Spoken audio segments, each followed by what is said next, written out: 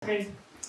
Nii, aga tegelikult selle töötoa põhimõte on see, et mis asi see armastus siis ikkagi on ja kuidas me saaksime armastuse definitsiooni teha nii enda omaks, et ta hakkaks nagu ise meie elus elama päriselt. Et me üks tervenemise põhivõti, kui meil millegagi on plokk, siis üks tervenemise põhivõti on see, et defineerida see nähtus enda jaoks nii selgeks ja selliseks, et see definitsioon on sinu jaoks nauditav. Ehk siis, kui sul on armastusega mingi valu, mingi valus lugu, kurbus, haiget saamised, siis on vaja üle vaadata armastuse definitsioon enda jaoks ja teha see selliseks, et see definitsioon toetab sind sinu elus. Ja et see definitsioon on sulle nauditav. Siis saavad tulla muutused. Nii, alustamegi siis kõigepealt. Läks jah. Ma pean selle kahte asja siin korraga vaatama. Et mõned teadlased, uurijad, nende väiteid korraks uurima, mida nemad armastuse kohta on öelnud. Sullivan kirjutab siis, et armastus eksisteerib siis, kui teise inimese kindlustunde tagamine saab enda omaga võrreldes sama tähtsaks. Ilus ju. Kuidas see teile tundub? On see hea armastusdefinitsioon? Keegi raputab pead, ei ole. No kui saatus soosib. Keegi ütleb väga mõistlik, on ju. Siis järgmine definitsioon. Armastus on otsus teist oma armastuse objektiks pidada, kusjuures armastuse tingimused varieeruvad indiviiditi. Ehk siis selline, et armastus kui tingimuslik mingisugune tunne, on ju. Ja kuidas see tundub? Raputame pead, eks ju. Aga samas kipume seda alateadlikult ikkagi tegema. Et see nagu ei ole õige asi, aga me ikkagi teeme seda, jah? Siin ei ole seda tunda, seda asja. Praegu veel ei ole. Ja, nii. Lähme edasi. Wilson kirjutab, et on vaid üks ühtne suhtumine, hoiak ja järelikult on vaid üks armastus. Püüd teise inimese poole, mis sisaldab endast kirge, soovi talle oma kiindumust jagada ja nautida tema seltskonda. Seal natuke juba on tunnetest. Ja siis veel, et armastuse sisu oleneb armastuse adressaadist. Ehk siis kellele ta on suunatud, lapsele, vanemale, partnerile ja nii edasi. Nii. Ja nüüd ma tahaksin küsida, et mis on sinu jaoks? Mis on sinu jaoks armastus? Mida tähendab armastus hinge tasandil sinu jaoks tegelikult?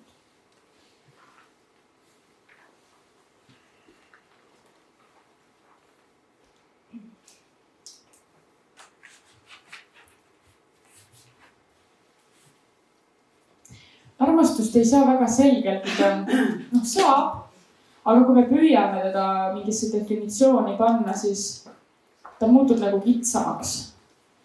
Ja ta kaotab ära selle avaruse, mis temast tegelikult on.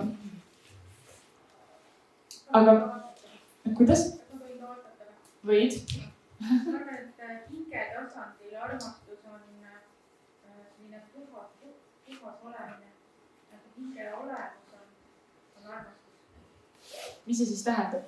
Puhas olemus. No just, et vaata juba läheb, kui me püüame sõnadesse teda panna, siis läheb ikka nagu kuskile. Hinge tasandil on tingimusteta. Sul ei ole mingeid tingimusi. Olek. Seisund. Seisund. Olek. Olla kohal. Olla kohal. Ühendus. Usaldus, sünergia. No jah. Kuidas? Hea tunne. Vaat see mulle meeldib kõige rohkem. See on lihtsalt hea tunne. Mis me mõtleme üle. Jaa. Aga kus ma tahtsin nüüd jõuda on see, et just nimelt seda saab tunda. Et kui me paneme sinna taha neid igasuguseid sõnu, siis läheb keeruliseks. Siis me hakkame nagu üle mõtlema. Aga kui me seda tunneme, siis see on õige. Noored inimesed sageli küsivad, et kus ma tean, oota korraks ei lase sul veel vahele segada. Et noored inimesed sageli ütlevad, kus ma tean, et ma olen selle õige inimese leidnud. ja siis sageli vastatakse, et sa lihtsalt tunned ära. et seal ongi nagu see tunne on ju. Ja ma arvan, et see on miski, mille nimel me kõik tegutseme ja elame ja liigume, mis meid paneb ikkagi hommikul üles ärkama. Kaudselt iga tegevuse taga on ikka alati armastus. Ja millegipärast armastusest on maailmas saanud nii keeruline asi. Kuidagi nii palju häbi ja sellist tagasihoidmist on armastuse taha tekkinud või ette tekkinud. Me ei julge isegi, ma ei tea, võõraste inimestega tänaval suhtlema hakata. Välismaal on see väga normaalne.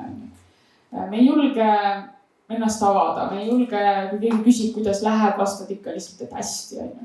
Et selline päris ühendus on saanud kuidagi tabuks, minu arust vähemalt, kes veel nii arvab või on tähele pannud. Anna käega mulle märku, mõned käed on, ja selge väga hea.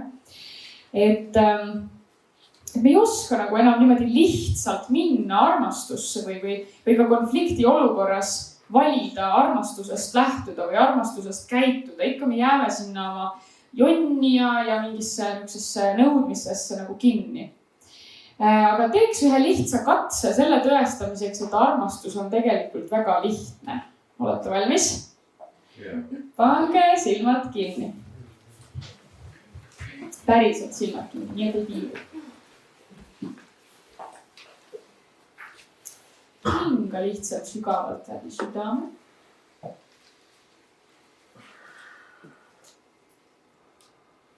Ja püüagi viia tähelepanu oma südamele.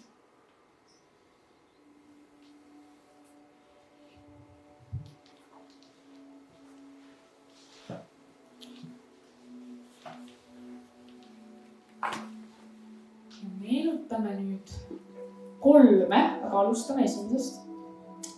3 hetke, kus oli tõeliselt õnnelik ja tänulik. Alustame esimesest. Selline eriline hetk, suurepärane hetk, kirglik hetk, armastust täis hetk.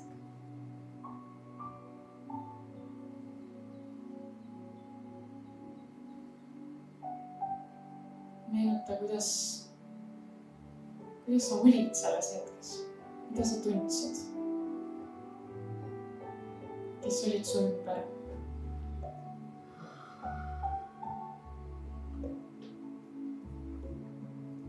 Mida sa kuulsid sellel hetkel?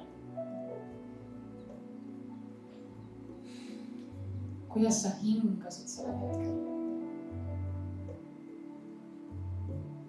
Astu kogu oma olemusega sellesse hetke ja tõesti naudi seda.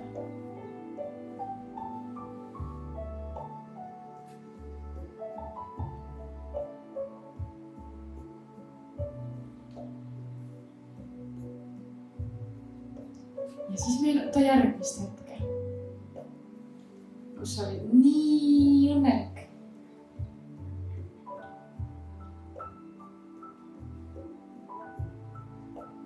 See võis olla üllatav hetk, pöörane hetk, seksikas hetk.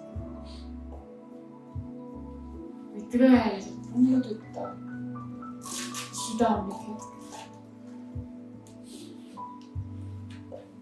Kogel, kuidas sa olid nii õnnelikkusest ja armastusest täidetud.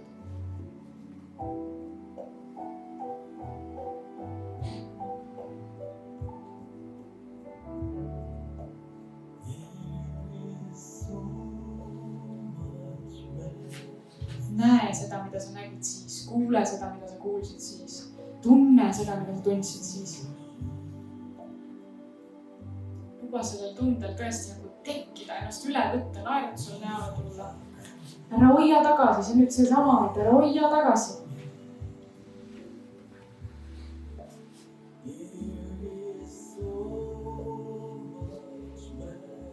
Ja nüüd meenuta 3. hetke, kus oli tõeliselt tänulik.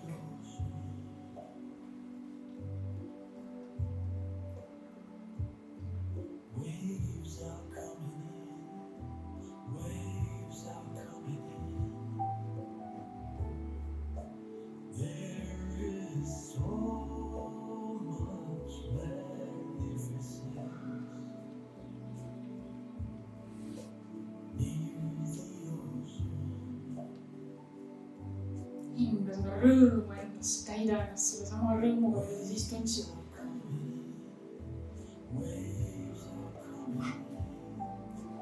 Tunne, kui lihtne see on, lihtsalt see hetk lihtsalt anti sulle.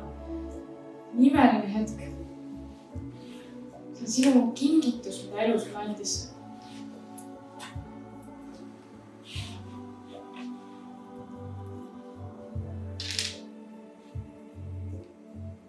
Ja nüüd mõtle kõige selle peale, mille eest sa oled elus tänulik.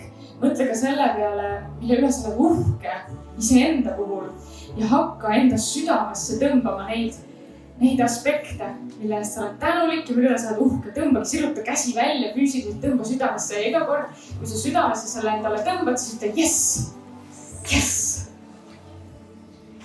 Järgmine asi, yes. Järgmine asi, yes. Rahma neid tänutundeid ja uhkuse tundeid endasse. Yes! Yes! Yes! Yes! Yes! Yes! Yes! Yes! Yes! Yes! Ja nüüd tõmba 30 sekundi jooksul nii palju, kui suudad järjest kõik, mis tuleb. Yes, yes, yes, yes. Nii palju armastust, nii palju tänutunnet, uhkust. Yes, ma sain sellega hakkama.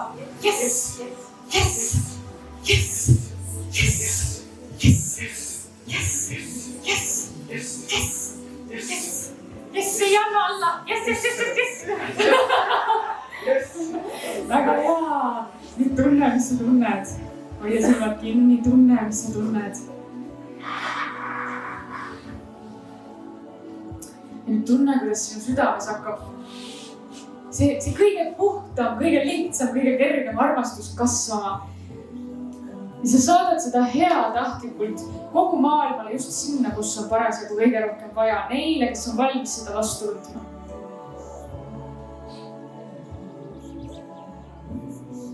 Täiega avardud maailmale. Sest sa tead, et mitte midagi kurja ei saa juhtuda, kui sina oled armastusega ühenduses. Mitte ükski rünnak ei saa sinu poole tulla, kui sina oled armastusega ühenduses.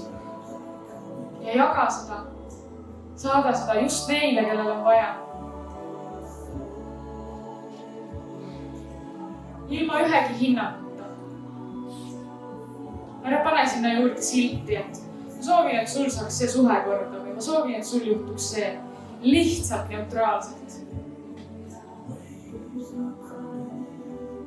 Ja näe, kuidas need inimesed hakkavad rohkem naeratama, muutuvadki säravamaks, õnnelikumaks.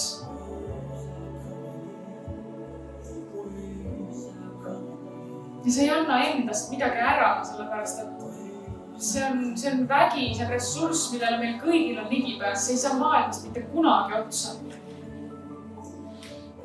Aga meie saame oma tahtega sellele ressursile ligi. Armastusele. Me saame ligi, kui me tahame. Ja seda on lõputult. Külluslikult.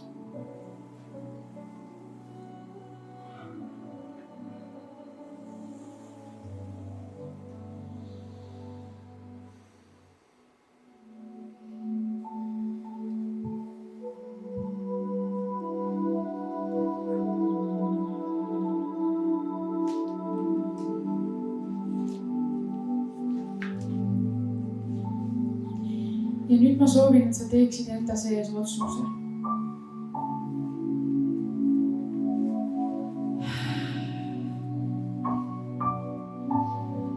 Lihtsalt niisama kerguses. Valida armastust.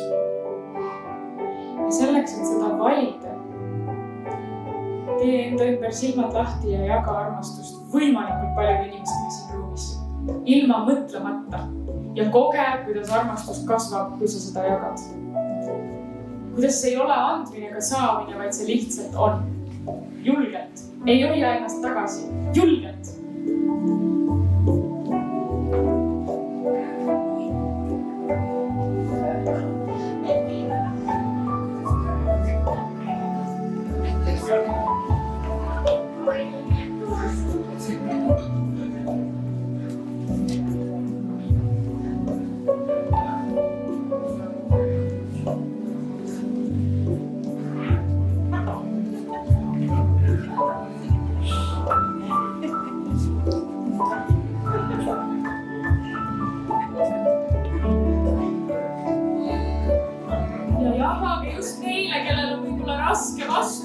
mille puhul sa näed, et ta istub ja ta ei julge.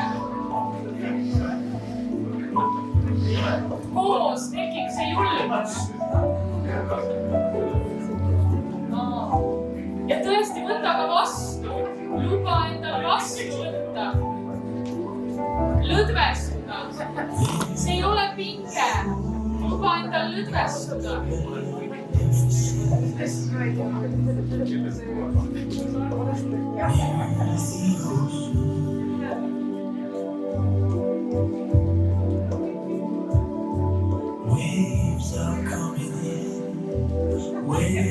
Ja pane ka tähele, kui tekib vastupanu. Või et ei taha ära anda, mul niigi vähe.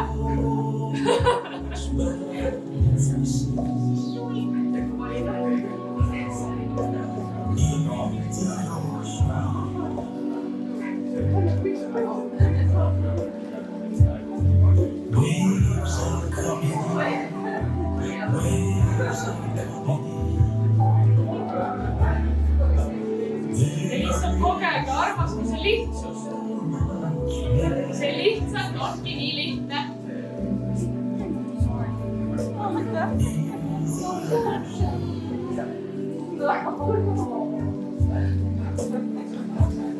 Sa ei pea seda tegema, kui sa ei taha. See on okei.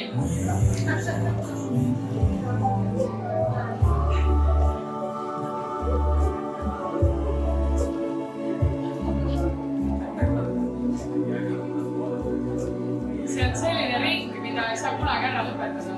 See võtab hullult kaua aega.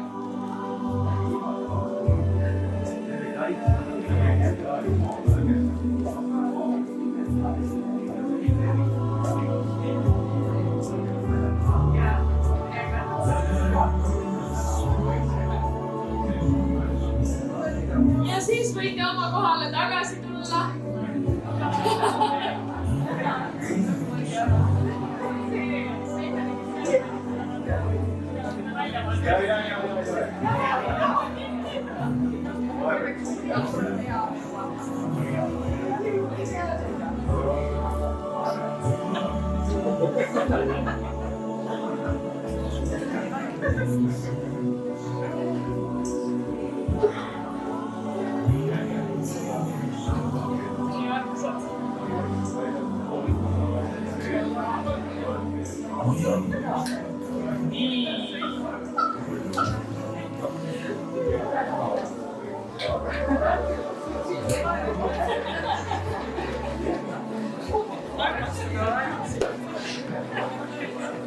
Tulge siis koha peale tagasi.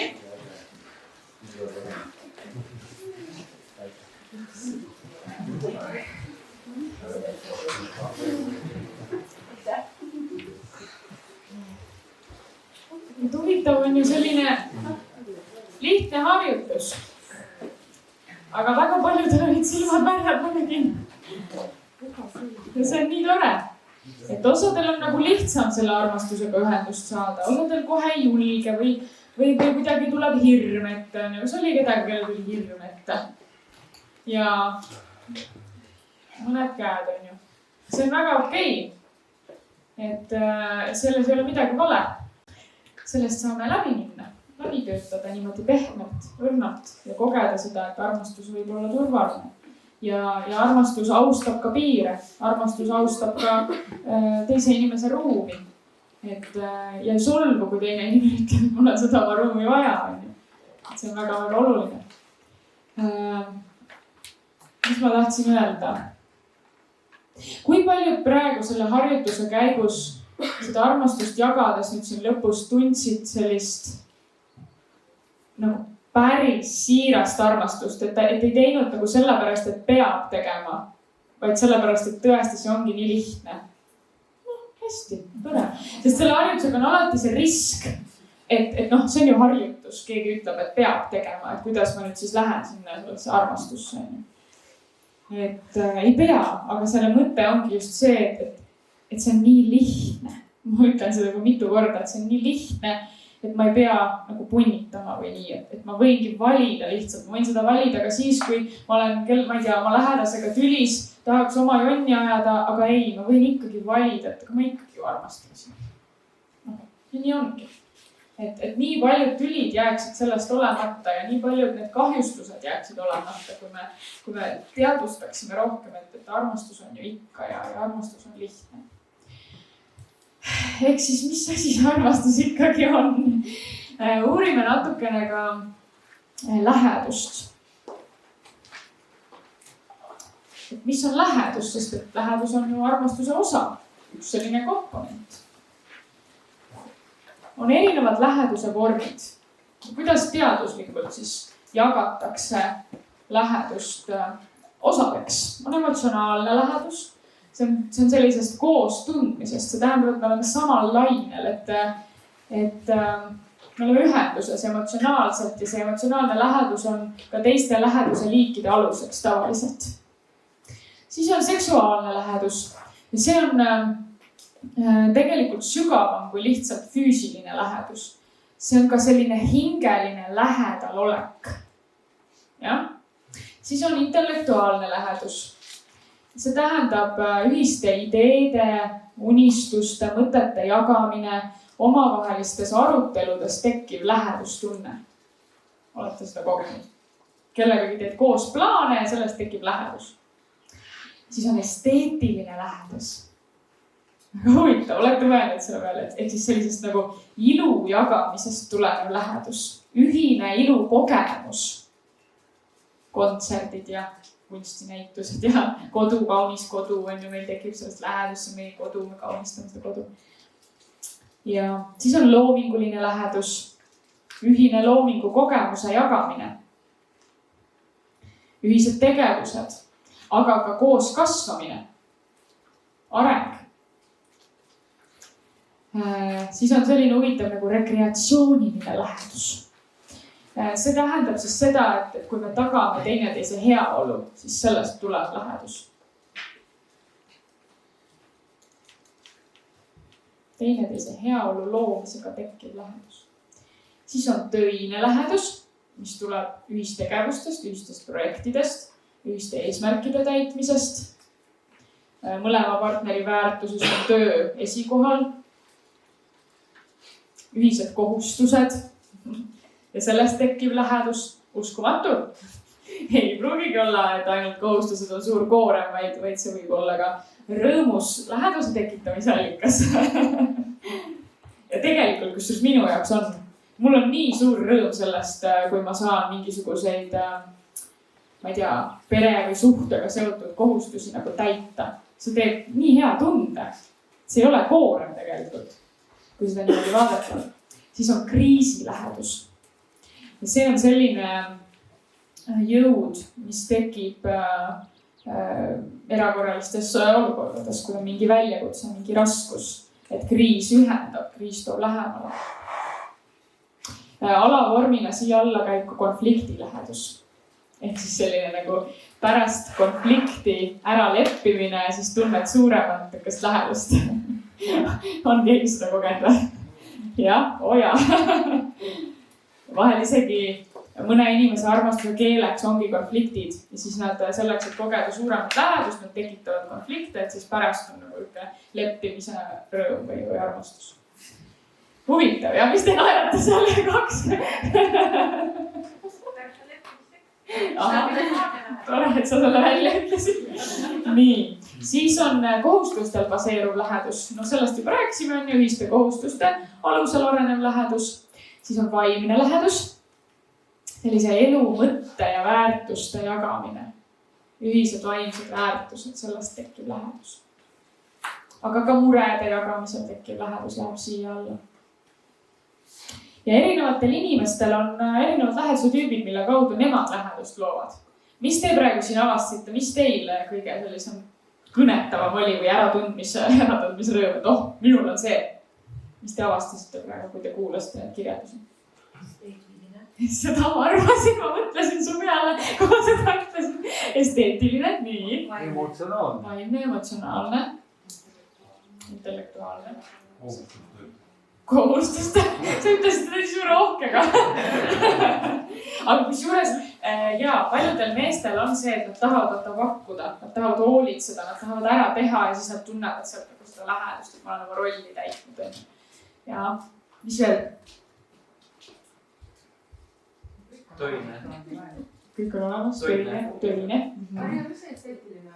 Esteetiline on nagu ühise ilukogemuse nautimine või jagamine, ilu loomise kaudu läheduse tekitamine. See on äge tegelikult. Nii pean 2 nuppu vajutama, mul läheb kogu aeg. See on see asja. No, milline? Laagri lähedus. Mille alla? See läheb vaimse läheduse alla. Jaa. Või emotsionaalse läheduse ja hakkab minema juba. Kohustuse baseeruvad. See on see kohustus. Just. Nii. Ja nüüd ma tahan jagada teiega läheduse 5 komponenti. Et millest lähedus koosneb. Mida on vaja selleks, et me kogeksime lähedust. Esimene on kohustus ja pühendumus. Et me oleme otsustanud ennast siduda omavahel. Sellest tekib pühendumus, me pühendume teineteisele. Ja sellest tulevad ka mingid kohustused. Ühised kohustused, mida me peame täitma. Julgus, aga mida see tähendab? Julgus teineteisele loota. Me saame toetuda teineteisele. Vot sellest tekib nagu see lähedus. Mulle meeldib ka see, mis siin on kirjas, et partneri soovid on enda soovidega võrdselt tähtsad. Pange tähele, kas teil oma suhetes on nii. See ei ole ainult romantilised suhted, need on igasugused suhted. Partneri soovid on enda soovidega võrdselt tähtsad. Tegelikult isegi tööalastes suhetes peaks jälgima seda, kas see on nagu võrdne. Mina annan sulle seda, mida sina tahad ja sina annad mulle seda, mida mina tahan. Need on tähtsad, meie soovid on tähtsad mõlemale. Ühesõnaga võtteks usaldus. Jah. Siis teine on afektiivsus. See tähendab siis seda, et lähedust tundvad partnerid püüdlevad teineteise poole. Et on selline järjepidev teineteise poole sirutumine. Palju vaimselt ja füüsiliselt jagatud ühist aega. Ühistegevused. Jagame maailma. Mõndadel partneritel, kes on kaua koos olnud ja kes on kogunud igasuguseid konflikte, siis neil kaob see oma maailma jagamine ära, nad hakkavad eraldi oma asju tegema, nad isegi ei räägi enam, kuidas neil päeval läks, kuidas tööl läks ja kaob ära see teineteise poole püüdlemine. Et see on hästi oluline osa. Siis 3. on kognitiivne selline komponent, mis tähendab ühiseid unistusi, eelarvamusi, hirme, plaane, eesmärke, et jagatakse nagu seda sellist, kuidas öelda, nagu sisemaailma osa endast, jah. Mis ei tähenda, et partneritel peaks samad hirmud tulema. Ei, aga et me jagame seda. Siis on füüsiline kontaktsus, puudutused, õrnused. Ja vastastikus. Ehk siis andmine, saamine. Kui vastastikus kaob ära, siis tekivad probleemid. Ja võite küll slaididest teha pilte ka. Võin pärast meili peale saata raamatugi, kui tahate, aga läbi kirjutada on ikka parem, siis on nagu enda omaks teete selle info. Muidu, ma ei tea, kas võtate kodus lahti ja hakkate lugema. Ikkagi siin töötate läbi. Nii. Läks nüüd, jah. Läheduse eeltingimused, ehk siis mida on vaja selleks, et me üldse suudaksime lähedust kogeda. See on hästi-hästi huvitav. Ja kui te nüüd siit avastate erroreid, siis kohe ma räägin ka seda, kuidas neid erroreid lahendada psühholoogiliselt. Esimene kõige tähtsam läheduse eeltingimus on see, et sul on varajases lapseeas läheduse kogemus. On igasuguseid äärmuslikke juhtumeid inimestel lapsepõlves. Lausa selliseid, et hoolitseti ainult nii palju, et mähkmed ja söök ja ülejäänud aja oled üksi voodis ja isegi jäetakse üksi koju ja nuta siis, kui tahad ja nii ongi. Selliseid asju on. Ja mis tähendab, kui esimestel elukuudel kuni esimese eluaastani laps ei saa seda läheduse sisendit psühholoogiliselt, siis tal ei teki üldse neid närviühendusi, et ta suudaks tunda empaatiat, et ta suudaks lugeda teiste inimeste emotsioone, et ta suudaks emotsionaalsel tasandil ühenduda. See on täiesti nagu, närvisüsteemi tasandil toimub see asi niimoodi. Ehk siis just need esimesed kuud on nii olulised, et kui teil on mingisugune selline kahtlus või usaldamatus või isegi mõnel inimesel võib väga-väga tugev olla see äärmuslik, et ei julge üldse usaldada, kiinduda, lähedust luua, armastada, täielik error-plokk on ees, siis te võiksite uurida, mis toimus teie elus esimestel elukuudel. Sest kui seal on jäänud mingi puudujääk, siis seda saab tagantjärgi teha, aga see võtab aega, aga seda saab teha. Väga soovitan lugeda ühte raamatut, mis on ülikarm, aga psühhiaater on selle kirjutanud oma kogemusest lastega töös. Ja see raamat ei ole ainult lapsevanematele või ma ei tea, kes töötab lastega, vaid see on kõikidele inimestele, sellepärast, et te saate lihtsalt iseenda kohta ja enda kujunemise kohta nii palju teada. See raamat on väga karm, seal on väga karmid näited, aga ainult nende karmide näidete baasil saab lahti selgitada seda, kuidas see meie psüühikat on kujundanud. Nii et sellepärast ma ikkagi väga soovitan seda lugeda. See pealkiri on Poiss, keda kasvatati nagu koera. Kui te Google'sse panete, kohe tuleb välja. Autor oli Perri tugeva T-ga, aga pange Google'sse Poiss, keda kasvatati nagu koera ja kohe tuleb. Et üli põnev ja selgitab lahti, miks me oleme sellised, nagu me oleme. See on väga erinev film. Et see film on ka olemas, aga raamatut nagu paika pannud. Mul on kuidas öeldakse nüüd? Kaaslektor, jah? Teate, kui armsaid hääli ta teeb vahepeal?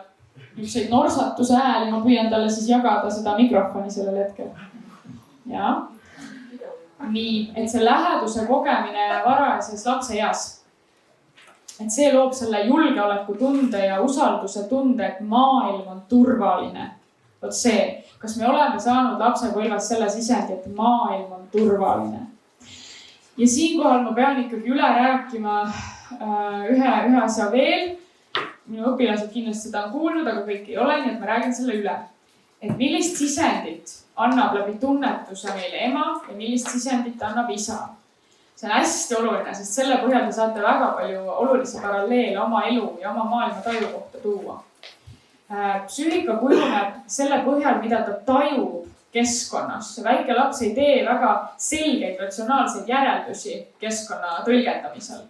Tema tõlgendab keskkonda niimoodi tunnetuslikult. Lihtsalt see, mis on õhus, mida ta kuidagi nagu tajub. Ja tekivad mingid seosed. Ja siis ta alateadlikult tõlgendab seda läbi oma mingisuguse nägemuse. Ja me isegi ei kujuta ette, kuidas see väikse lapse alateadvust need infojupid oma vahel kokku paneb. Nii, aga nüüd kõige tähtsamad eeskujud on ema ja isa. Isegi siis, kui sa ei ole oma ema ja isaga kasvanud. Võt see on väga-väga huvitav. Mina ei ole oma isaga kasvanud, aga kui ma õppisin teda tundma, siis ma täiesti šokeerusin. Ma ei tea, kas see sõna olemas vist on. Šokeerusin ära, et kuidas see on võimalik, et me oleme nii sarnased. Täiesti uskumatu. Kuidas see on võimalik, et just see, milline tema on minu psüühika mingisugused järeldused sellest teinud, kuigi ma ju ei ole tema pealt seda õppinud. Et ikkagi see bioloogiline ema ja isa on kõige tähtsamad. Aga kui teil on olnud kasvuvanemad, siis nemad ka mõjutavad seda, mida ma nüüd kohe hakkan ütlema. Nii, ema annab lapsele oskuse oma sisemaailmaga toime tulla. Oskuse kasutada oma intuitsiooni. Ema mõjutab kõike seda, mis on seotud suhetega, enesearmastusega, sisemaailmaga, intuitsiooniga, loomingulisusega, perekonnaga, kõik see teema. Üldse ei jõua küll. Nii mõne teema või praegu. Ma ütlen uuesti. Nii, et ema mõjutab kõike seda, mis on seotud sisemaailmaga. Kuidas ma juhin oma emotsioone? Kuidas ma tulen toime sisemaailma juhtimisega? Märksõnad veel siis perekond, intuitsiooni kasutamine,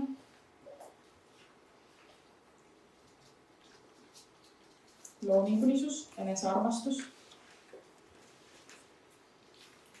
suhted, aga niisugused lähedasemad suhted üldiselt.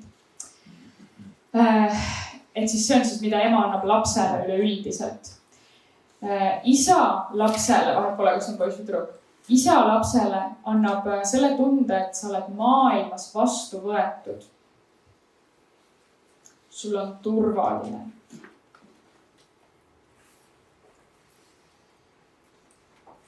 Sa oled väärtuslik maailmas, just see suhe välismaailmaga, mina ja väline maailm. Et ema on sisemine maailm, isa on väline maailm.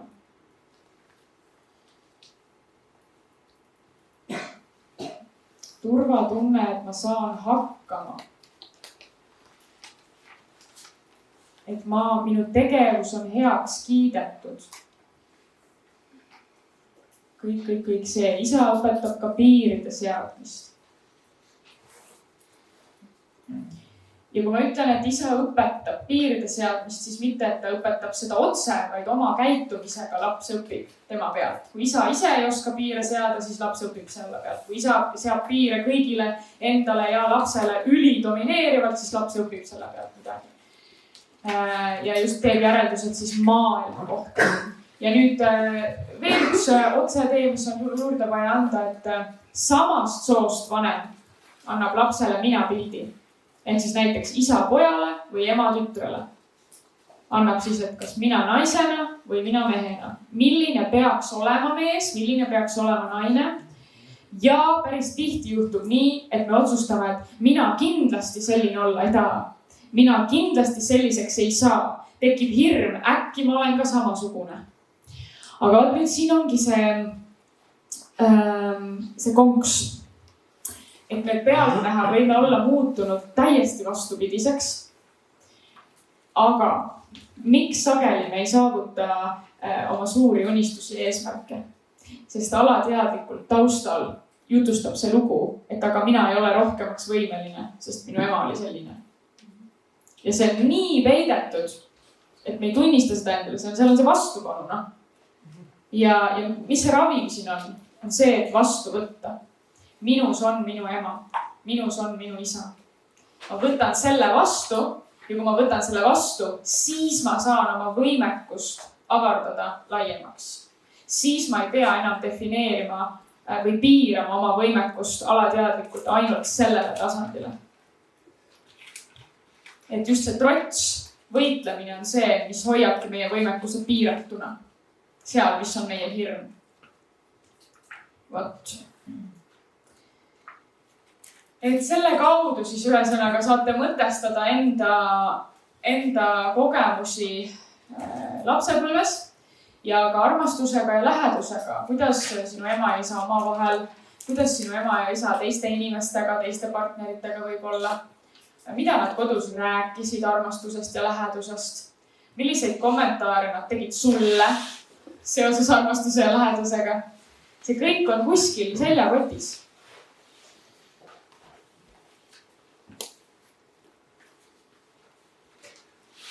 Näiteks minu vanaema ütles mulle, ma kohe lasen sul rääkida, minu vanaema ütles mulle kogu aeg, et ta kusjuures ütleb seda siiamaani, isegi siis, kui me Raidoga koos oleme, Raidol ütleb ka seda. Et no kes sinuga küll abielluda tahab, sa oled ikka nii temperamentne, keegi ei kannata sind välja. Ja siis Raidole paneb ka, et no kuidas sa ikka temaga hakkama saad? Seda sama lugu vaata tegelikult. Ja nüüd ta paneb juba seda ka, et kuidas te omavahel saate, te olete ju mõlemad nii temperamentsed. Seda ta rääkis juba mul. Just. Et sellised laused, vaata, mis teile on nagu seoses suhete ja armastusega peale pandud, et ma täitsa soovitan, et kas täna õhtul või millalgi pange kirja need laused, mis teil tulevad meelde lapsepõlvest seoses suhete ja armastusega. See näitab seda programmi, mis on alateadlikult seal taustal tiksumas ja mis, vaadake, kus mängivad rolli alateadlikud programmid? Kriisisituatsioonides. Kui kõik on hästi, siis te suudate käituda enda välja mõeldud käitumisjuhiste järgi. Aga kui on kriis, siis ajul ei ole mitte midagi muud käitumiseks võtta, kui seda, mis on seal alateadvuses kuskil olnud. Ja sealt tulevadki need vanad mustrid ja blokid ja plahvatused ja kõik jutud. No. Et selle pärast on vaja siis, kui on hästi, siis ära tunnistada nähtavale tuua ja läbi seedida. Vot, et siis kriisisituatsioonis suudad ka teisiti teha. Nii, Raido, palun. Okei, märkan ära, et on vastupanu ja mis kõik veel, kuidas vastu võtta. Kuidas vastu võtta? Räägi ise. Ei räägi sina pool. Sul tekkis vastupanu praegu. Ei, Siis sul on mingi mõte, miks sa seda küsid? Sellepärast, et ma hakkasin mõtlema praktiliselt kuidas siis vastu võtta, et see on nii lihtne öelda, no võta vastu lihtsalt ja kõik. Aga kuidas vastu võtta? No vot. No mina ütleksin, et see ongi nii lihtne. See lihtsalt ongi nii lihtne, aga see nõuab enesedistsipliini, see nõuab oma egost üleastumist. Et ma tunnistan endale, et ma olen et ma olen osa emast ja osa isast. Teine asi on see, et teadlik lõdvestumine. Et sa ei pea mitte midagi muud tegema. Sa ei pea midagi muud tegema, vaid lihtsalt lõdvestuma. Ma mäletan, et minul oli paar aastat tagasi selline aha-moment, kus ma olin vist selline niimoodi voodi peal ja mõtlesin, et mis ma nüüd siis peale hakkan. Oli järjekordselt aktiveerunud see mingi isa puudumise teema, eks ju. Siis mõtlesin, mis ma siis teen, kas ma jään nagu terve elu siis kuidagi selle isa puudumise pärast niimoodi reageerima või? Nagu ma ei taha, on ju. Ja siis ma jõudsin oma mõtetega kuskile sinna, et aga miks ma pean midagi tegema sellega, et teda ei ole olnud? Miks ma ei või lihtsalt nagu leppida, et minul on nii. Ja mis sellest siis on? Mitte midagi. Nii lihtne ongi. Kõik, punkt. Ei pea rohkem edasi tegelema selle asjaga. Muud kui me tegeleme. Ühel hetkel võib nagu ära lõpetada selle tegelemise. Olete näinud seda videot, see Stop It, kus üks terapeut kliendile räägib. Olete näinud, osad ei ole. No siuke lühidalt lihtsalt võtta stsenaariumi kokku. Et klient räägib, et istub sinna tooli ja ütleb, et mul on hirm, et mind maatakse elusalt kirstu. Või kuskile boksi. Ja siis vaatab teda ja ütleb, et nii. Ütlen sulle, mitu tähte seal on, 5 või stop. Pikka või lühikest, jah. Ja siis, et sa võid kirjaga panna, kui tahad. Ja siis ütleb ta lihtsalt, stop it! Lihtsalt ütleb, stop it! Nagu aitab sellest hirmust, lihtsalt stop it! Ja mina ütlen, et see vastuvõtmine on täpselt sama. Lihtsalt võta vastu. Raido, kuulama kõigist naist. Ta ütles väga ilusti meile, et sa ütled see lahtilaskmise küsimus, kuidas seda teha. Ta ei ütles, kuidas seda teha. Ehk siis sa ütled, ma võtan vastu minus oma ema. Ja siis mõtled, mis asjad need olid. Tegelikult on väga tugev sümboline ja väga tugev praktika. Kas see on... Jaa, väga hea, et sa selle välja tõid. Et näiteks panna endale kirja, mis on need aspektid, mida ma oma emas ei taha vastu võtta. Ja vaadata, kus kohas minus need on.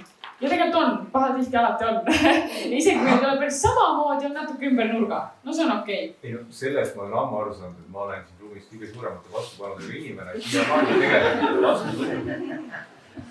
Aga ma olen tähele pannud, kus ma selle otsuse ära teen ja ühel hetkel ikka avastan, kiit on alles või kiit on olemas. Ja tihti ongi, et sa pead mitu korda. Ilmselt siin on praktikaid palju ja nii edasi. Siin on see, et sa pead mitu korda nagu avastad, märkad jälle ära. Okei, rahuned maha, võtan vastu. Sellepärast tahangi, et tooksid praegu on see vastus. Sest neid vastuseid on palju. No siis hakkad lahjendama. Aga võt, ma ei lahjendaks. Selles asi ongi. Sellega, et kui sa nagu annad sellele tähendusele, siis sa hakkad ju, see on see nagu lahjendamise protsess, kui sa jõuad tagasi. Sa võtad muudagi tähendus. Just, no tähenduse muutmine toimib mingites olukordades väga hästi, aga just ma mõtlen praegu seda toorest vastuvõtmist, et ma võtan asja vastu nii, nagu ta on. Ja, panen, et nii on.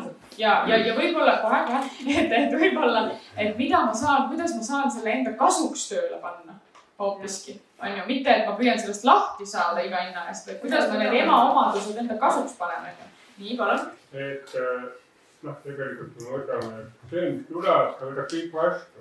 Üks asi on see, mis sa endas jätad, aga osa asju lased lahti lihtsalt, et sa leiad, et sind ei toeta. Ja siis sa lased selle lahti nagu, et lased endast läbi, aga sul on see kogemus juba olemas. Lased selle tundel läbi töötada. Ja, seda saab teha tunnetega, et sa lased tunda endast läbi. Aga mingid asjad on sellised, lahti laskmine võib olla ka nagu trikikas, et ikkagi püüan lahti saada sellest. Lasen lahti selleks, et sellest lahti saada. Aga mõned asjad on vaja lihtsalt nagu lubada endasse ja anda sellele enda sees uus kuju. Sellepärast, et see pagas, see materjal, mille me oleme oma emalt-isalt saanud, on tegelikult meie potentsiaal. Aga kui me seda tõrjume ja muudkui lahti laseme ja püüame nagu endast lahti saada sellest, on ju, siis me ju tõrjume oma potentsiaali. Selle potentsiaali teemaga me varsti tegeleme ka rohkem. Nii, Anne? Ma tahtsin lihtsalt, mitte isegi oponeerida, aga täienduseks tuua, et on, kui inimesel on päriselt trauma. Need esimese eluaasta asjad on üsna tihti traumaga. Me saame neid hiljem ka natuke, siis kui inimesed, kes on enesearengu teinud, enam-vähem juba natuke aga suudavad analüüsida seda, et kas see on selline very case või on seal midagi lihtsamat. Ja nende lihtsamate asjadega ma olen nõus. Vahest ongi vaja endale öelda. Lihtsalt nii on. Praegu nii on. Ma olen selles staadiumis, ma saan hakkama selliste asjadega. Kogun jõudu, siis tegelen. Ja kõik asjad on kihilised, väga harva saab asjast lahti kohe. See on ka natuke individuaalne. Aga kui me räägime traumast, siis ma julgen väita, et see rapsabki mingisuguse kirvega, siis võib juhtuda, et inimene kuluks. Ehk siis seal on see tiigri, see hiilimine hästi õhuks. Absoluutselt, jah. Et jah, et... Sest mina usun seda, et meil on psüühikakaitsed, psühholoogilised kaitsed, mis lasevad meid täpselt nii sügavale, kui me peame minema. Kui me just mingeid aineid ei tarvi. Ja sellepärast ma ei soovita neid. Ka on see, et kas sa lähed sinna sügavale, mis enam sind keegi kunagi mitte millega ei saa tagasi tuua. Võib-olla läheb hästi. Just. Et sellepärast oma keha ja oma psüühikat täiega usaldada, et ma jõuan just nii sügavale, kui ma pean jõudma igasuguse protsessiga. Et ma väga usun seda, et meid lihtsalt ei lastagi sinna traumasse, kui ei ole aeg. Just. Aga traumadega on igal juhul see, et niimoodi step by step lubada seda teistsugust kogemust, seda asenduskogemust just nimelt. Aga just step by step, mitte nii, et kohe täiega... Küsida abi ikkagi. Ja, just. Et aga see, mis me siin praegu räägime, et see varases lapse eas läheduse puudumine, kui te märkate, et teil on selline blokk, siis siin praktikate käigus te saate just nimelt seda step by step läheduse kogemist hakata lubama. Täpselt nii palju, kui teil on turvaline. Et te saate seda ülekirjutamist siin teha nendega, kellega teil on turvaline. Eks? Nii, läheme siis praegu edasi. See on nii pikk ja lai teema, see lapsepõlve teema ja sisemislapse teema, aga veel tegeleme sellega. Et järgmine eeltingimus on eneseidentiteet. Ehk siis tunne selle kohta, kes ma olen. Selgus iseendas, kindlus iseendas.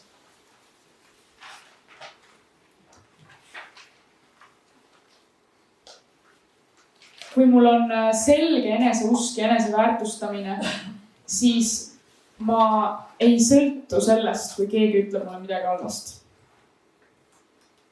Kui keegi mind solvab. Või siis kui keegi, ma ei tea, kiidab mind heaks. Ma ikka tean, kes ma olen.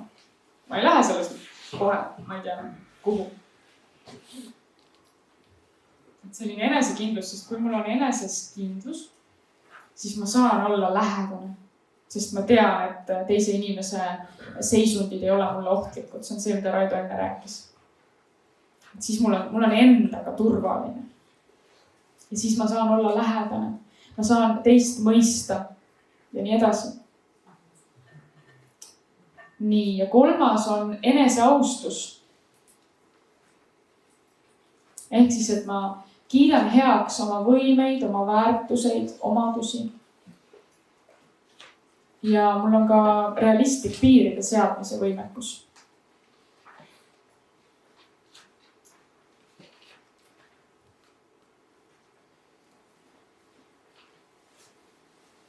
Eneseaksepteerimine loob kindlustunnet ja samuti see loob ka julgust uskuda teistesse inimestesse.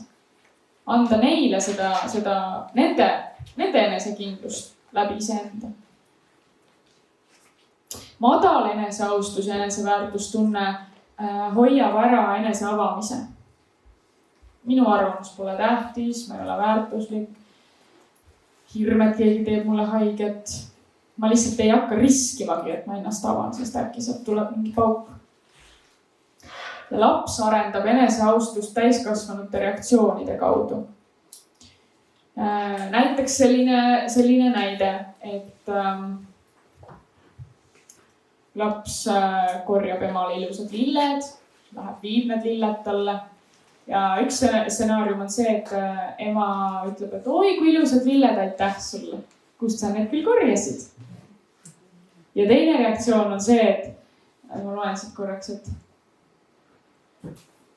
kust sa need lilled said, kas varastasid naabri aiast? On ju? Et ja laps kogeb, et ta on midagi valesti teinud ja ta tahtis ju head, ta tahtis ema rõõmustada, aga sai kogemuse, et ta on vale.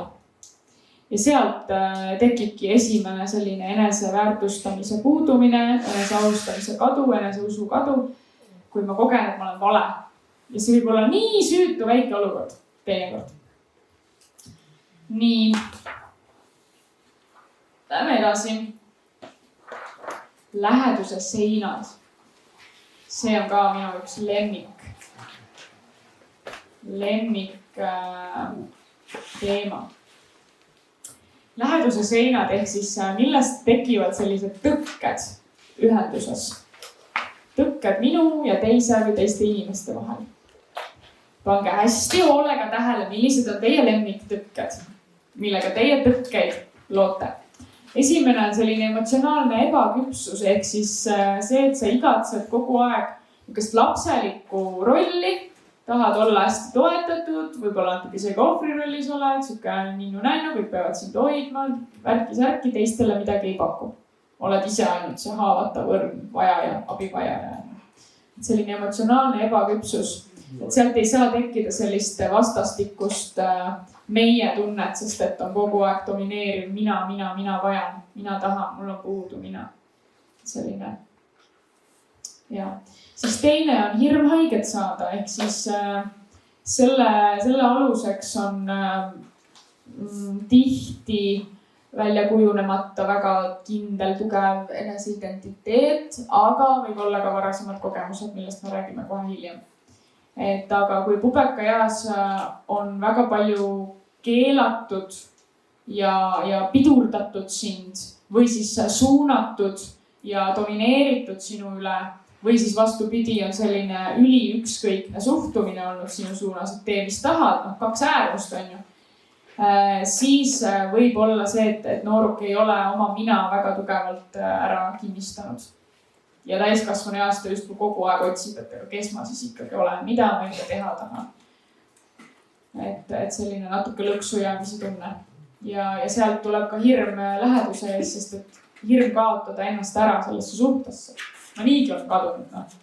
See on kõik alateadlik, me keegi ei mõtle seda oma peas niimoodi otseselt. Siis kolmas ongi jälle madal enesehinnang ja süütunne.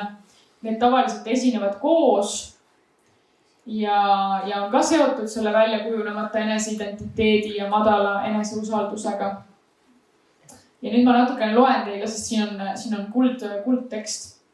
Et inimene, kes tunneb, et ta on vähe väärt, siis ta ei lähe ennast avama, sellepärast et ta arvab, et ta pole armastust väärt ja pigem hakkab partnerit tõrjuma.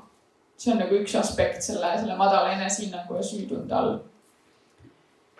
Siis teine on see, et süütunne nagu blokeerib lähedust, sest ta arvab, et ma ei ole piisavalt hea. Et see on, mis ma teile loen, see on praegu teaduslik tekst on. Et siin on see kirjas, et see lause, et ma ei ole sinu jaoks piisavalt hea, on sageli meeste üks juhtlause, kes on ebakindlad, kes ei ole ennast nagu ise üles leidnud, et siis nemad tunnevad sageli, et ma ei ole piisavalt hea. Ja see on nagu see vabandus, et mitte minna ühendusse, mitte minna lähedusse.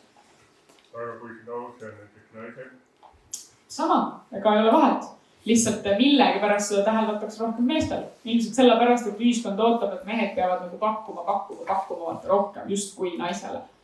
Et võib-olla selle pärast. Siis lähedus võib paljastada, miks inimesed kardavad veel lähedust, et lähedus võib paljastada tema vead. Ehk siis see tuleb jälle sellest ebakindlusest. Kui ma olen lähedane, siis äkki ta avastab minu sisemised tumedamad mingid asjad, mida ma kellelegi ei taha näidata. See on okei. No võikski olla, aga kõigil ei ole. Nii, siis madala enesehinnanguga inimesed ka ootavad suhtelt pigem halba ja peidavad ennast sellise usaldamatuse müüri taha, hakkavad testima, kahtlevad kõigis. Et see on ka üks läheduse sein. Ja mida kõrgem sein saab ehitatud, seda raskem on ennast väärtustada, seda enam on hirmu läheduse ees, süütunnet on rohkem ja nii edasi. Nii, 4. on tänapäeva inimeste üks peamine tõke, krooniline kiirustamine. Et lihtne on ju toimetada ja tegutseda ja ongi hea vabandus olemas, mul on lihtsalt nii palju teha, et ei saaks tekkida seda ühendust ja lähedust. Osad noorutavad ja põgenemine, just see on lähedusein. 5. on läbi töötamata vaenulikkus. Ehk siis tegelikult see ongi nüüd seotud selle läbi töötamata haiget saamisega, et kui mineviku kogemused on olnud valusad. Et siis need on sellised automaatsed kaitsed või reaktsioonid, et mitte lasta endale lähedale. Näiteks puudutades osad inimesed plahvatavad. Ja siia alla läheb ka see, et kui lähedus hakkab muutuma liiga tugevaks, siis inimene võib kutsuda esile konflikti, et uuesti distantseerida ennast. Järgmise slaidi peale. Oih. Palun. Aga vaadake, te olete palju rohkem kuulasite minu juttu. Peagi seda kasutama. Ja siis 6. on pseudolähedus. Ehk siis partneri ärakasutamine ja temaga manipuleerimine selleks, et ise midagi saada.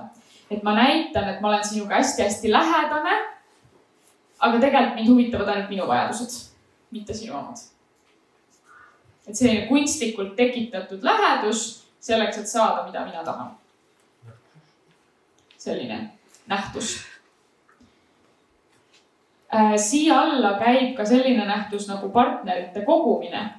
Ehk siis, et kunagi ei taha päris sügavasse ühendusse kellegagi minna. Selleks olen suhtesse ainult seni, kuni minu jaoks sobiv läheduse see nii-öelda pinnapealsus püsib.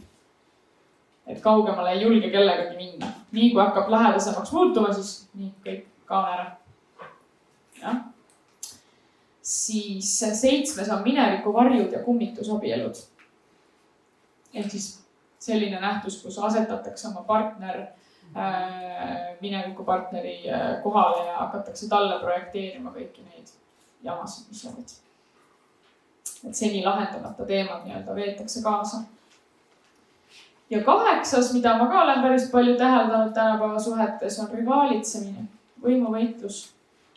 Miks? Sellepärast, et ikkagi oodatakse naistelt ka aina rohkem olema ikka tugevamad ja nii edasi. Ja siis on kodus raskem uuesti naise rolli tagasi minna ja siis võib tekkida sükene võitlus nagu partnerite vahel. Aga jällegi, see ei ole ainult romantilistes suhetes, see võib olla igasugustes suhetes. Kes on ikka kõvem ja tugevam, võimukam, ägedam. Nii. Läheduse kasv. Kuidas hakkab lähedus kasvama, mille läbi? Enesearmastus, jah. Kõigepealt see enesearmastus, eneseaustus. Kui ma saan endas kindluse tagasi, endaga ühenduse tagasi, siis ma saan lubada lähedust teise inimesega. Teiseks, lähedus kasvab koos suuremale eneseavamise riskile minekuga. Ei ole lähedust, kui ma ei julge ennast avada. Paarid, kes on hästi kaua koos olnud, kes hakkavad silmitsi seisma mingi suurema kriisiga, kuidas sealt kriisist uuesti välja tulla?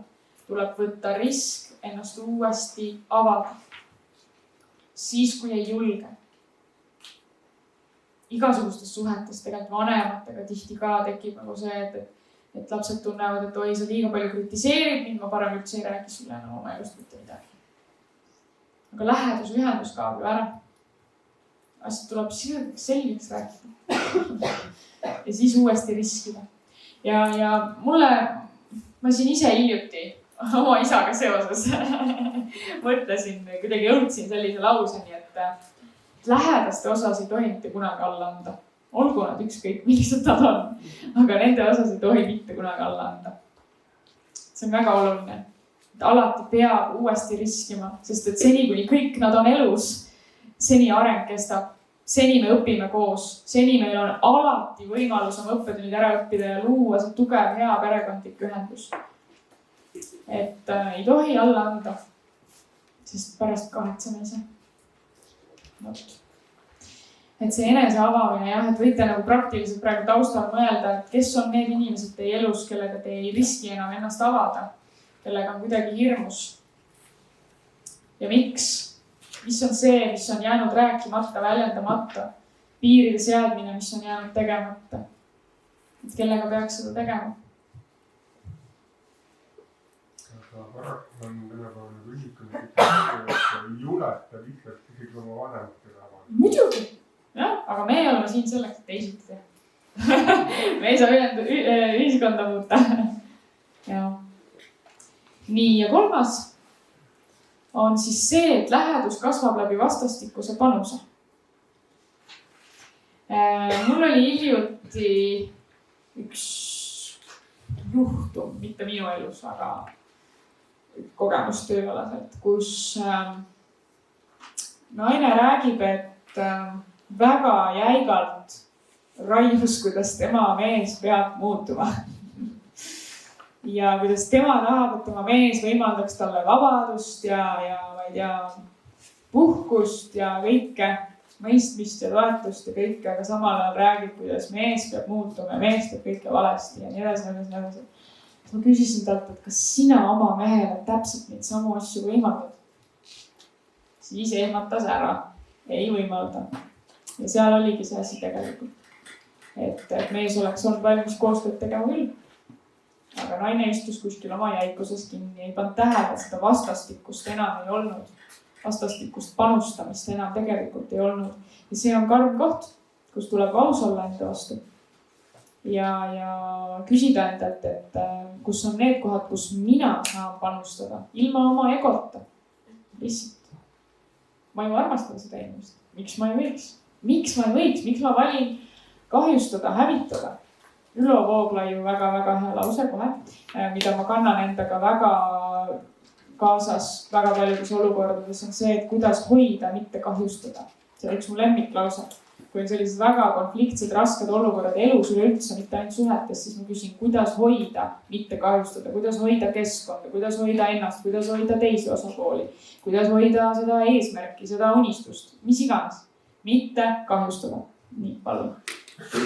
Tahaksin öelda, et nagu ei saa rajaneda nagu läbi ootuste, vaid tuleb rajaneda läbi panuse ja andmise. Just, väga oluline. See ongi see kolmas punkt. Nii. Aga muidugi tuleb tähele panna ka seda, kui on asi läinud nagu teistpidi tasakaalust välja, et sina muudkui annad, aga päriselt vastu ei saa. Et seda tuleb ikkagi ka teadvustada. Et ükski äärmus ei ole hea. Et tekib selline, kui on krooniline vastu saamata jäämine, siis võib tekkida nagu täielik läheduse nälg, ühenduse puudumine. Ma arvan, et te kõik tunnete seda kohe, kui ühendus on kehv, kui ühendus on nõrk. Tegelikult sellest saab kohe aru, isegi kui ühendus natukenegi juba nõrgeneb, kohe on aru saada. Ja seda võiks siis kohe kommunikeerida, et kuule, kuidas meil praegu läheb, kuidas meie ühendus praegu läheb. Mida me saaksime teha praegu, et meie ühendus läheb paremaks? Palun? See andmise teema on hästi tihti naiste poolt nõutumisega 28. Ja seal tuleb see sama lapsepõlve teema sisse, see on see hea tüdruku sündroom. Et lapsepõlves emapoolselt emotsionaalselt tagasisidet armastust ei olnud. Terve see elu, see algus noor tütar hüppajad ja lõpuks ka keskealine naine kogu aeg teenib ära armastust läbi selle suure panustamise, läbi andmise. Isegi minnes suhtesse, mees kannaks seda kätte, aga naine ei ole aru saanud, et ta ei ole mitte midagi otseselt tegema, et teenida ära armastust. Ja siis ta teenib ja ta lõkkab ise selle suhte tasakaalust välja. Sest ega lõpuks, kui sa kogu aeg kellelegi ette taha kõik asjad ära ja panustad üle, siis mees ka lõpuks ongi diivani kaunistus, sest naine rapsib seal ümber ja loob kõike. Isegi mehel olla mees. Isegi kui tegelikult mees tahaks väga anda. Aga ma olen näinud ka vastupidiseid olukordi, kus ühes millegi pärast tuleb neid vastupidiseid olukordi aina rohkem minu kabinetti, kus on just niimoodi, et mees nagu täiega annab ja teeb kõik, aga naine ainult laseb liuga nagu. Ja kohe väga äärmuslikult. Saavadki kokku tavaliselt ju parim variant on ju. Jah, parim variant. Selle seda, et kuskil keskkond. Et väga huvitav nagu. Nii, nüüd ma tahan teiega jagada jälle Virginia satiiri. Te ei pea hakkama seda praegu lugema. Te ei pea hakkama seda ise lugema, ma loen seda teile ette. Et Virginia satiiri eneseaustuse deklaratsioon, see on nii ilus. Me võiksime seda korraks koos tunnetada ja enda südamest läbi lasta. Te ei pea seda hakkama lugema, ma loen seda teile ette. Te võite panna silmad kinni. Ma panen natuke muusikat.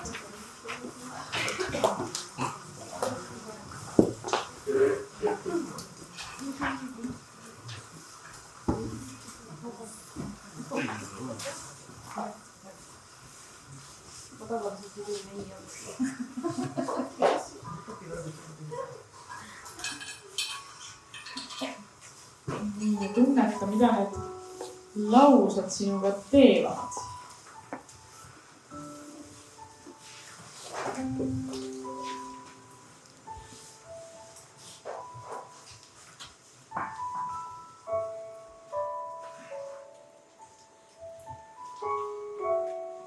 Hinka siis jälle ühe korra jälle sisse välja, tule kohale. Ära sahista enam.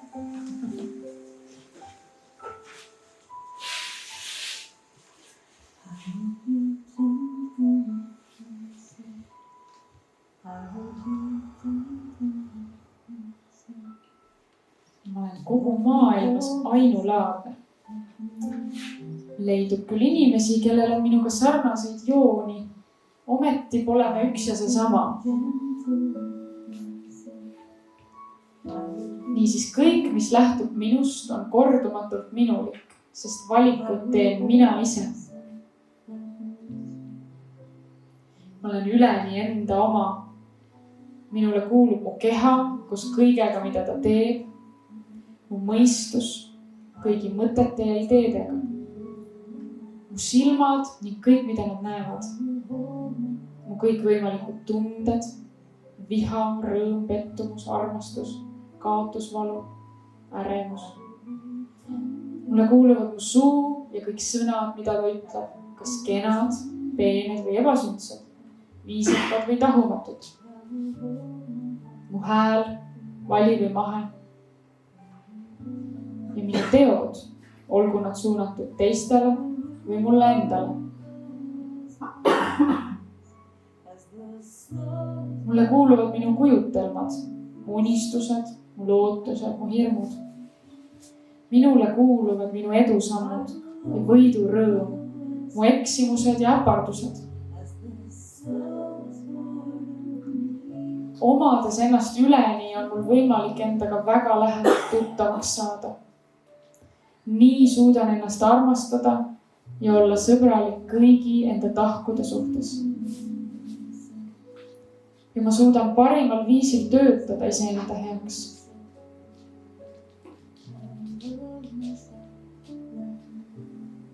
Ma tean, et paljugi minust on mulle mõistatuseks ja kõike iseendas pole ma veel avastanud. Aga kui ma olen enda suhtes salliv ja armastan ennast, otsin ma kindlameelselt lahendusi oma mina mõistatustele ja püüan ennast üha sügavamalt tundma õppida. Mida iganes ma näen või kuulen, ütlen või teen, mõtlen või tunnen siin ja praegu, see kõik olen mina. See on ainukordne ja esindad mind sellisena, nagu ma olen just praegusel hetkel.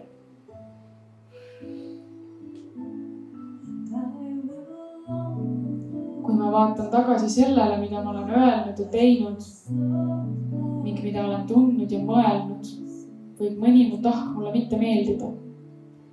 Minu võimuses on sobimatu kõrvale heita, sobiv alles jätta ja leida midagi uut kõrvale heidetu asemele. Ma näen, kuulen, mõtlen, tunnen ja tegutsen. Minu käsutuses on vahendid, et ära elada, et olla teistega seotud, et olla edukas, et mõtestada ja korrastada inimeste ja asjade maailma enda ümber. Minu mina kuulub mulle ja tänu sellele saan ma ennast juhtida.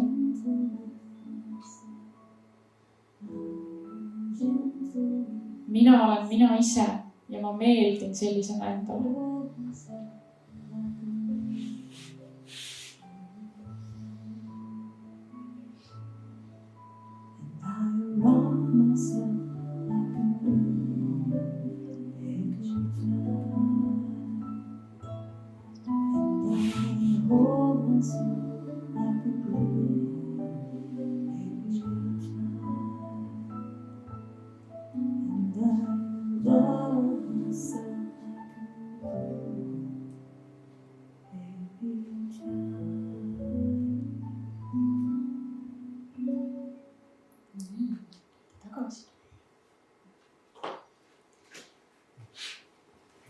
Ei saa magama jääda. Ja panin järgmise slaidi ka, võite teha sellest ka pildi, kui tahate. On ju tore selline eneseaustuse deklaratsioon, hästi sõnastatud minu arust, et endaga ühendust saada. Ja Raido on selle sama teksti lugenud üliilusasti sisse väga ägeda kõrilauluga koos. Ja Margot näitab seal niimoodi, et ma pärast Raido saadab teile sinna chati, siis te saate seda iga päev kuulata, kas kui tahate. Tal on siuke hea ääm selle jaoks. Nii, aga nüüd lähme edasi. Veel üks. Nii palun. Kas võibki nii olla, et eneseaustuses on päris palju lahendusi või? Kuidas tundub? Kõik lahendused peituvad eneseaustuses. Päris äge ju. Päris äge. Nii, veel ühe toreda loo panin teile siia. Võite korra lugeda armastuse kohta. Me vajame armastust parajal määral ja me vajame selle jagamist teise inimesega. Me vajame tunnet, et oleme soovitud ja et me kuulame kuhugi. Me vajame tunnet, et oleme võimelised arenema nii, et vastata elu muutuvatele nõudmistele. Me vajame tunnustust selle eest, mida me saavutanud oleme. Me vajame teadmist, et meie aistingutest ja kehatunnetest saada mõnu on lubatav ja selle mõnu tundmine ei muuda meid halvaks. Me vajame tunnet, et meid mõistetakse ja aktsepteeritakse. Ja lõpuks me vajame tunnet, et oleme väärtuslikud just sellistena, nagu me oleme. Jah? On nii? Olete nõus? Kuidagi palju vajamisi. Kuidagi palju. Jah. Nii. Ja nüüd on väike mõtisklemise minut. Kõige selle kohta, mida me just oleme rääkinud. Tahaksin, et te paneksite endale paari lausega kirja vastused nendele küsimustele, mis siin on. Esimesed mõtted, esimesed tunded, mis tulevad. Pange endale korra kirja ja ärge lobisege, olge iseenda mõtetes.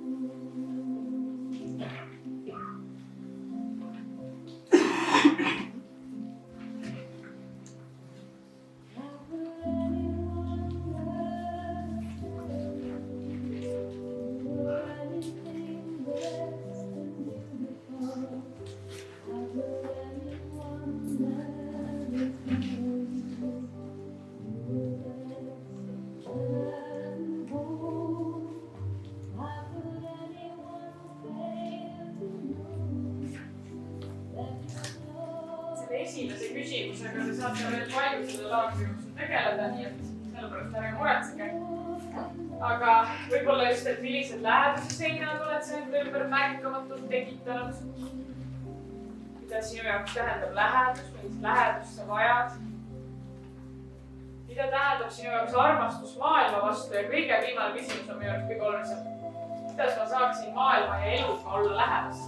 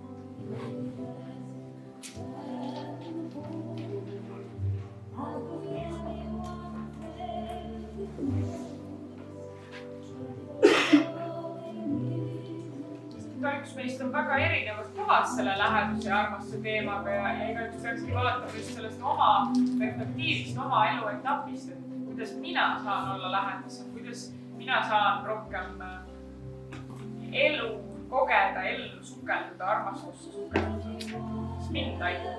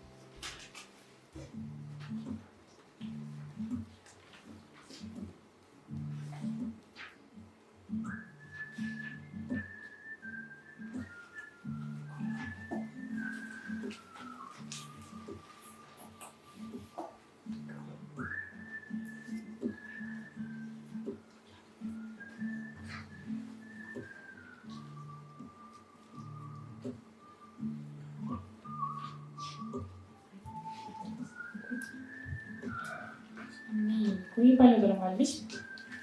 Oi, vähestel. Okei. Võtke rahulikult. Võtisklege. Hea on ka see, kui te panete praegu märksõnad lihtsalt kirja, pärast kirjutate pikemalt lahti, aga kui tuleb kohe praegu täiega niimoodi, et voolab varrukas, siis pange ära kirja.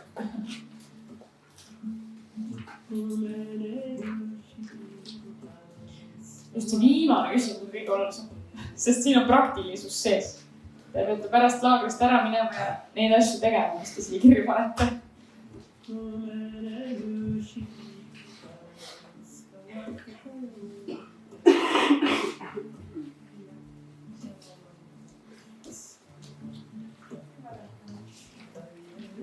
Kaia. Y-ga.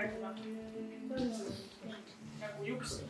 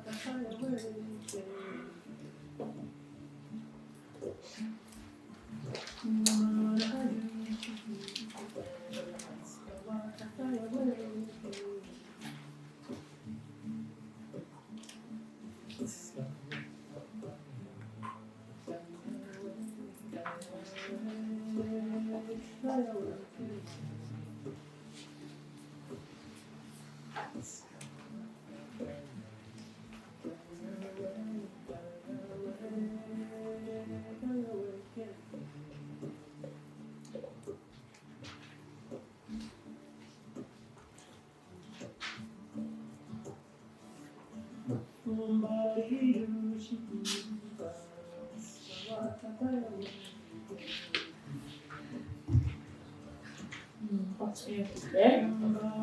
Lõpetage mõtted.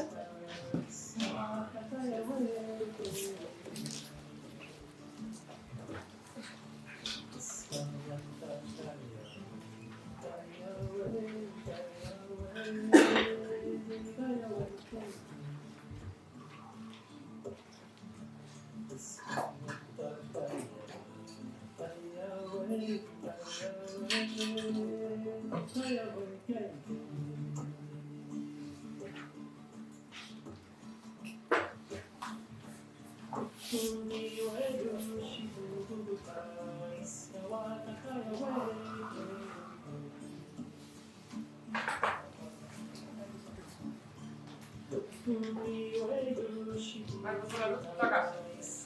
Mõte.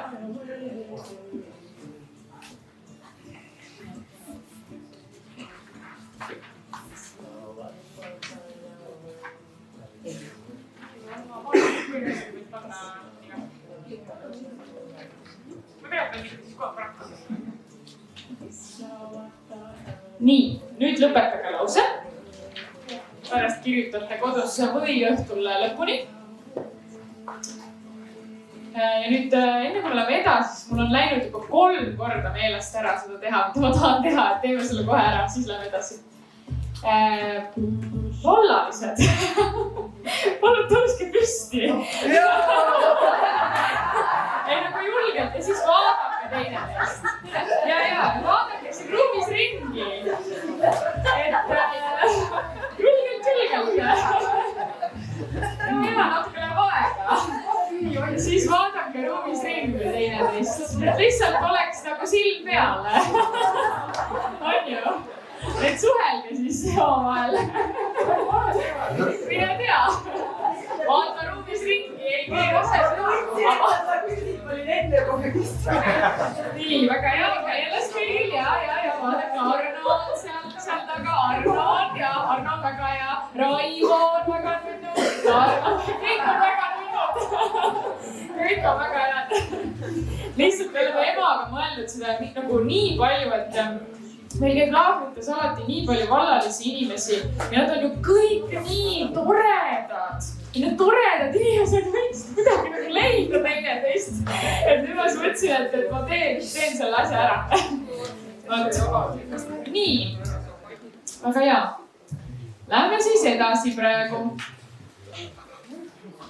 Oleme siin rääkinud nüüd eneseaustusest ja eneseväärtusest ja identiteedist. Tekitas kihistamist, jah, see vallalistega. Või siis need mittevallalised mõtlesid, oleks täna nii äge seltskond.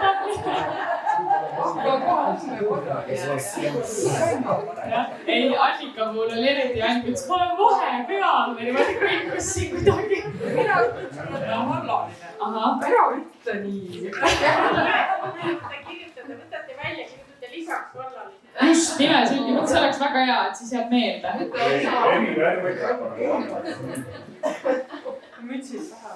Nii, toon nüüd teie tähelepanu tagasi siia minu juurde. Et oleme rääkinud nüüd siin eneseaustusest, eneseväärtustamisest, identiteedist, enesekindlusest ja kõigest sellest. Millest see siis ikkagi päriselt tuleb?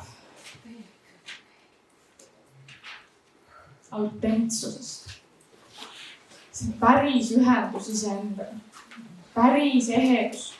Päris mina. Nagu me enne saime aru, siis selles eneseaustuses on kõik lahendused olemas. Autentsuses on kõik lahendused olemas. Autentsuses on julgus, seal on potentsiaal, seal on ressursid, seal on elurõõm, seal on tervis.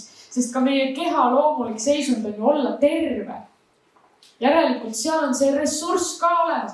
Autentsuses on kõik olemas, mida me vajame. Kui me suudaksime, kui me võtaksime eesmärgiks treenida ennast iga päev, iga hetk, olema järjest ehedam, siis see on uskumatu. Te hakkate ligi tõmbama just neid olukordi ja võimalusi ja inimesi, kes sobivad just sinuga, selle päris sinuga, kes aitavad sul neid päris sinu unistusi täita. See saab juhtuda ainult siis, kui sa oled oma päris eheduses.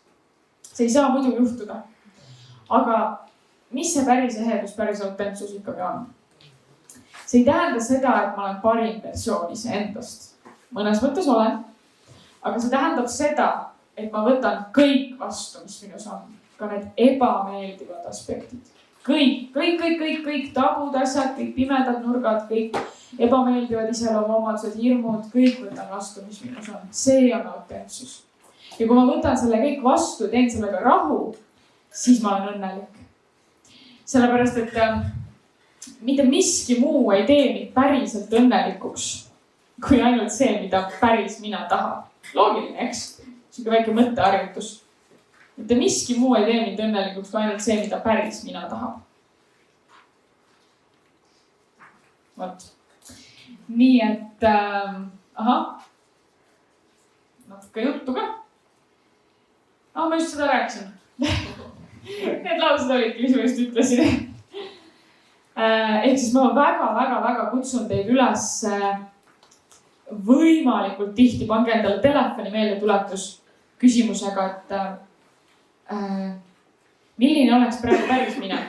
Kuidas päris mina praegu käituks, tunneks, suhtuks?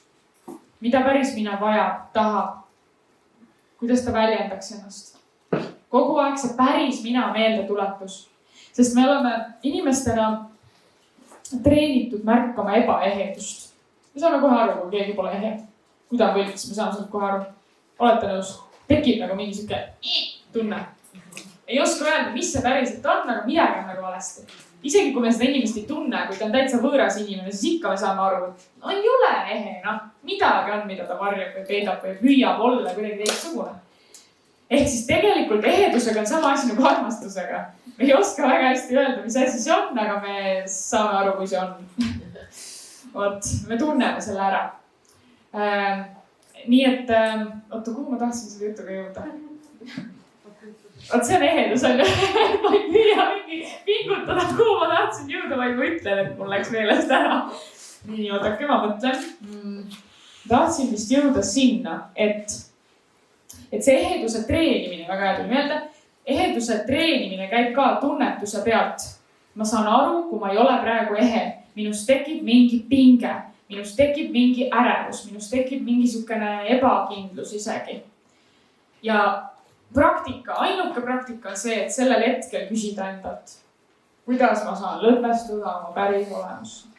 Kuidas päris mina tahaks praegu istuda, astuda, kõneleda, häält kasutada, naerda, mida iganes. Kuidas päris mina praegu tahaks. Ja lihtsalt sellele häälestuda. Lihtsalt seda valida, ka siis, kui on ebamugav. Ja nüüd me tegelikult terve laagri vältel treenime seda ehedust, seda päris mina kontaktis olemist, sest sealt tuleb see enesearmastus, eneseaustus, kõik see tuleb sealt. Ja nüüd me teemegi